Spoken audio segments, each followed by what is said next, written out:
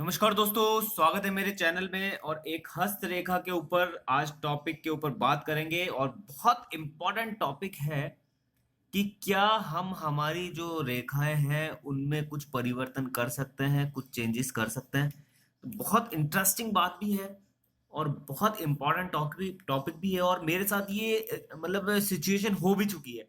Actually क्या है कि जो हमारी रेखाएं होती है तो हम कहते हैं कि भाई हमारा भाग्य पहले से ही लिखा हुआ है या फिर हमारी लाइफ में हर चीज पहले से ही डिसाइड है। तो बिल्कुल सही है ये बात, लेकिन आप उन रेखाओं को चेंज भी कर सकते हैं जो आपके भाग्य में अड़चन पैदा कर रही है या आपके लिए भाग्यशाली नहीं है, तो उन रेखाओं को आप बना भी सकते हैं। तो कैसे होता है ये और किस तरीके से रेखाएं जो है उनमें चेंजेस भी आते हैं। देखिए, मेरी एक रेखा थी, पहले मैंने काफी समय से ये चीज नोट भी कर रखी थी। और ये जो रेखा थी वो कुछ इस तरीके से थी। ये धन की रेखा है और यहाँ आके एक छोटी सी रेखा थी जो इस तरह से थी, और मैं इस रेखा को हरदम मेरे हाथ में नोट करता था कि भाई ये रेखा आपस में जुड़ी हुई नहीं है। तो उस समय मेरे पास पैसा नहीं था, परेशानियां भी थी, ऐसी बात नहीं है, चैलेंजेस भी थे लाइफ में।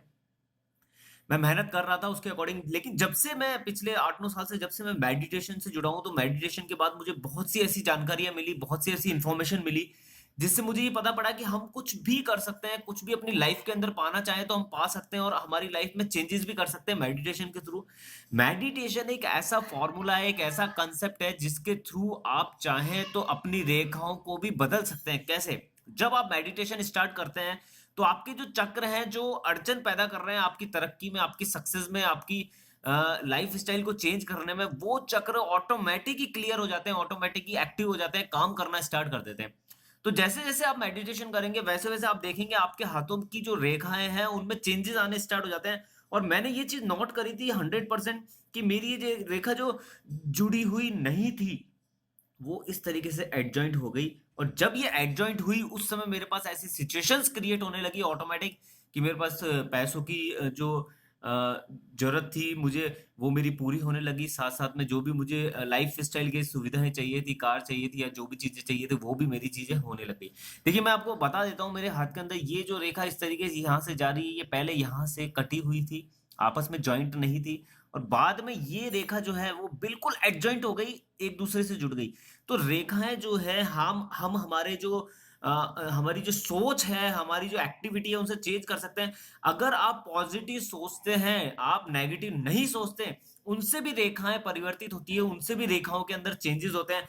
आप ये सोचते हैं कि यस, मेरे साथ सब कुछ अच्छा होगा, मैं अपनी लाइफ के अंदर सक्सेस हासिल करूंगा, मुझे सफलता मिलेगी।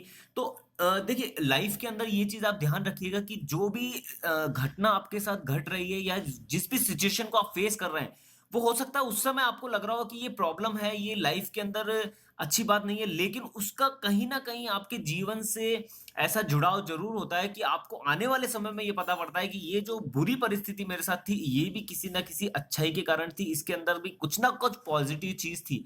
इसके ऊपर एक छोटी सी स्टोरी मैं आपके साथ शेयर करना चाहूंगा। एक राजा था, वो शिकार करने के लिए जंगल में गया अपने प्रजा, अपने जो सैनिक हैं उन लोगों के साथ, और जो सैनिक के साथ एक उनका मंत्री भी था उनको भी लेकर गया। तो वो जंगल में गए शिकार करने के लिए, और जो राजा था उसके जो पैर का जो अंगूठा था उस पर एक सांप ने काट लिया। और सिचुएशन ऐसी क्रिएट हो गई वहां पर कि जो अंगूठा था उसको काटना जरूरी था, नहीं तो वो जो राजा था वो उस कंडीशन के अंदर वहीं पर दम तोड़ देता। तो वहां जो वैद्य थे, क्योंकि पूरी टीम उन लोगों के साथ जाती है, तो जो वैद्य थे उन्होंने बोला कि ये अंगूठा काटना बहुत कंपलसरी है, नहीं तो ये यहीं पर राजा जो है वो दम तोड़ देंगे। तो उनका अंगूठा काट दिया गया। राजा बेहोश कंडीशन में थे, उन्हें अपने जो राजमहल है वहां लाया गया। जब उन्हें होश आया तो उन्होंने देखा उनका पैर का अंगूठा ही नहीं था। तो उन्होंने पूछा मंत्री जी से, ये ऐसा कैसे हुआ? तो उन्होंने बताया, भाई सर, आपके जो सांप है उसने काट लिया था, इसलिए अंगूठा काटना पड़ा। तो बोले, किसने बोला था ये? तो बोले, वैद्य जी ने। तो वैद्य जी को बुलाओ। वैद्य जी को बुलाया गया और उन्हें सजा दे दी गई, उन्हें काल कोठरी में बंद कर दिया गया। समय निकलता रहा, मतलब वैद्य जी के साथ ये अच्छी घटना नहीं थी। समय निकलता रहा और कुछ समय बाद वापस राजा शिकार पर गए अपने सैनिकों के साथ, मंत्रियों के साथ। और इस बार वहां एक जंगलों के अंदर, घने जंगलों के अंदर एक कालबेलियों का एक ग्रुप था। उन्होंने उनमें पकड़ लिया सभी लोगों को, और वहां पर राजा की जो बलि है उसको चढ़ाने के लिए ले गए कि भाई इनकी बलि चढ़ेगी। और बलि चढ़ाने से पहले एक नियम कायदे होते हैं कि बलि उसी की चढ़ सकती है जो कहीं से अंग उनका कटा ना हो, डिफेक्टिव ना हो। तो राजा के देखा तो पैर का अंगूठा कटा हुआ था और इस कारण से राजा को छोड़ दिया गया। तो उस समय राजा को ये चीज समझ में आई कि भाई ये जो घटना मेरे साथ घटित हुई थी, सांप के काटने से मेरे अंगूठे काटने वाली, वो उस समय उन्हें बहुत बुरी लग रही थी, लेकिन आने वाले समय में पता पड़ा कि उस वो भी एक अच्छाई थी, उसके पीछे भी कोई ना कोई अच्छी बात छुपी हुई थी। तो कहानी यहीं खत्म नहीं होती है, कहानी यहाँ थोड़ी और आगे बढ़ती है। राजा खुशी खुशी अपने महल जाता है और कालकोठरी से उस वैद को निकलवाता है, उन्हें सम्मानित करता है और बोलता है कि तुम्हारा बहुत बहुत धन्यवाद, और मैं तुमसे मैं क्षमा मांगना चाहता हूँ कि मैंने तुम्हें काल कोठरी में बंद कर दिया था। तो वहां पर वो जो वैद है वही राजा के पैरों में पड़ जाता है और बोलता है, सर क्षमा आपको मुझसे नहीं मांगनी, मैं आपसे आपको बहुत धन्यवाद कहना चाहता हूँ कि आपने मुझे काल कोठरी में बंद कर दिया, क्योंकि आपकी अगर बलि नहीं चढ़ती तो शायद हो सकता था मैं आपके साथ होता और मेरी वहां पर बलि चढ़ जाती। तो जीवन में जो भी होता है ना वो अच्छे के लिए होता है, लेकिन हमको उसको पॉजिटिव वे में लेना पड़ेगा। और वो जो घटना है हमारे साथ जो घटित हो रही है वो आज हमें नेगेटिव लग रही है, लेकिन जब दौर निकलेगा, समय निकलेगा और आने वाले समय में जब आप उस पूरी फिल्म को बैक वापस देखेंगे तो आपको ये समझ में आ जाएगी चीज कि कोई भी जो घटना होती है ना उसके पीछे कोई ना कोई पॉजिटिव रीजन होता है, लेकिन हमको आने वाले समय में वो चीज पता पड़ती है। तो अगर आप अपने मेंटल एटीट्यूड को पॉजिटिव रखेंगे, अपनी सोच को पॉजिटिव रखेंगे, सकारात्मक रखेंगे, हर चीज में आप सकारात्मक सोचिए। कोई भी आपके साथ बुरी स्थिति है तो उसमें यही सोचिए कि इसके पीछे भी कोई ना कोई अच्छा ही आने वाले समय में इसका रिजल्ट हमें अच्छा मिलेगा। हो सकता है वो आपकी एक ट्रेनिंग हो सकता है वो चैलेंज पीरियड आपको कुछ ना कुछ सिखा रहा हो। तो आप अगर लाइफ में इन चैलेंजेस से भी सीखते हैं तो आने वाले समय में वो एक एक्सपीरियंस होगा आपकी लाइफ का जो आपके लिए बहुत हेल्पफुल होगा।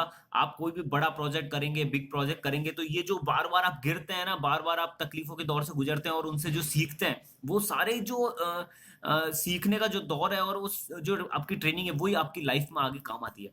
तो अगर ये इन्फॉर्मेशन आपको मेरी अच्छी लगी हो कि आप भी अपनी रेखाओं को चेंज कर सकते हैं तो प्लीज इस वीडियो को लाइक करें, साथ में शेयर करें, और चैनल अगर अभी तक सब्सक्राइब नहीं करा तो सब्सक्राइब करें, और पास में एक बेल का ऑप्शन आपको जरूर दिखेगा इस तरह का, उस बेल का ऑप्शन को आप ऑन कर दीजिएगा, ये डायरेक्टली आप तक मेरी वीडियो पहुंचा देगा। Okay, thank you.